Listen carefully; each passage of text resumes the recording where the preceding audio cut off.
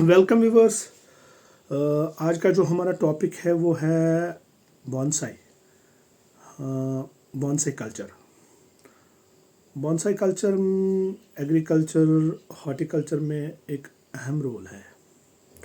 हमारे फ्लोरिकल्चर में भी इसका अहम रोल है। जो बॉन्साई है, basically what is the bonsai? Bonsai है क्या?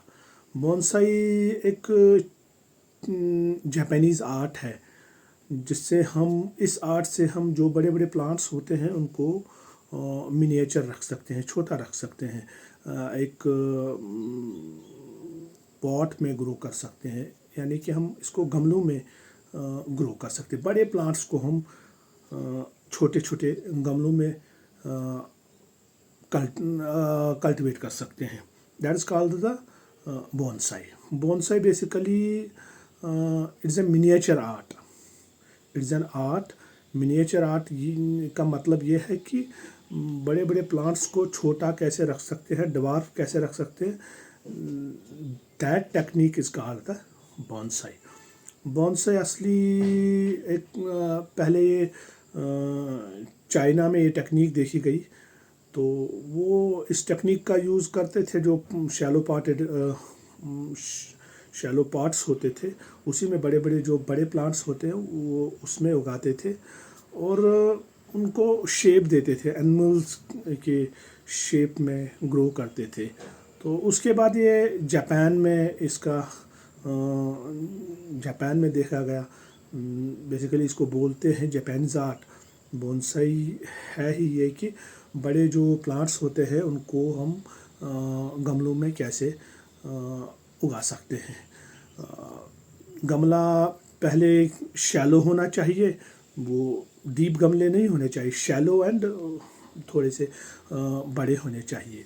एंड फिर जो हमारे बड़े प्लांट्स होते हैं, जैसे चिनार का प्लांट है या बड़े बड़े जो प्लांट्स होते हैं, हॉर्टिकल्चर प्लांट्स होते हैं या हमारे फ्लोरिकल्चर में जो प्लांट्स हैं, उनको हम इस टेक्निक से ड्वार्फ रख सकते हैं, छोटा रख सकते हैं, ताकि ये ब्यूटीफुल लगे। इनको हम अपने जो हमारे लॉन्स होते हैं, जो हमारे घर में जो लैंडस्केप होता है, उसमें हम रख सकते हैं। बड़े बड़े प्लांट्स को हम इस टेक्निक से ग्रो कर सकते हैं। शैलो जो पॉट्स होते हैं उसमें असल में यही टेक्निक है। इसको बोलते हैं मिनिएचर आर्ट। तो बड़े प्लांट्स को कैसे छोटा रखा जा सकता है, there is a technique behind in bonsai. तो उसके लिए हमें सबसे पहले ट्रेनिंग, प्रूनिंग या ट्रिमिंग का ख्याल रखना है। या हम इसमें वायरिंग का भी यूज़ करते हैं। प्लांट्स को वायर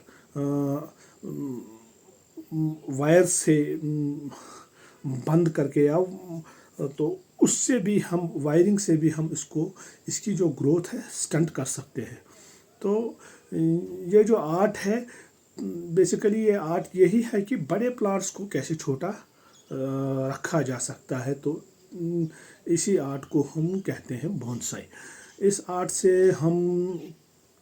को हम कमर्शियली भी यूज़ कर सकते हैं। यहाँ पर एक इंडिया में हैदराबाद में एक लेडी है जो इसको कमर्शियली इस आर्ट को यूज़ करती हैं। तो इस आर्ट के जो उसके मिनिएचर प्लांट्स हैं वो 100 ईयर्स के भी हैं, 200 ईयर्स के प्लांट्स है उसके पास।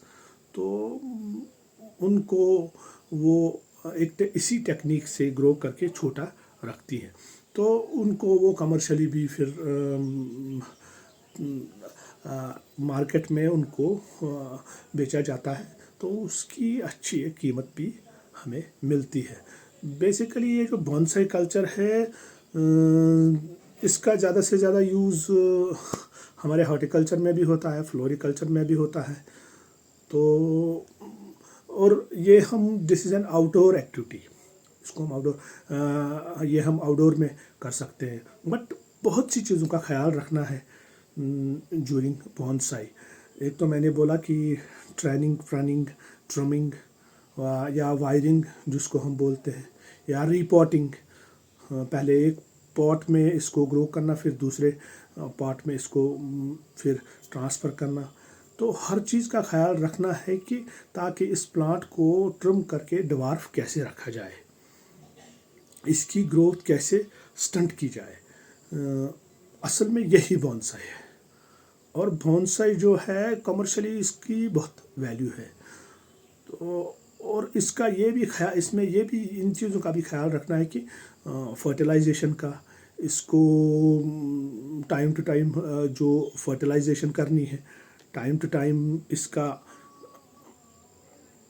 टाइम टू टाइम फर्टिलाइजेशन करके और इसको वाटरिंग भी करनी है डेली या ट्वाइस इन अ वीक, 2 दिन बाद भी इसकी हम ये कर सकते हैं। ज़्यादातर इसमें जो फर्टिलाइजेशन होनी चाहिए तो वो फर्टिगेशन टाइप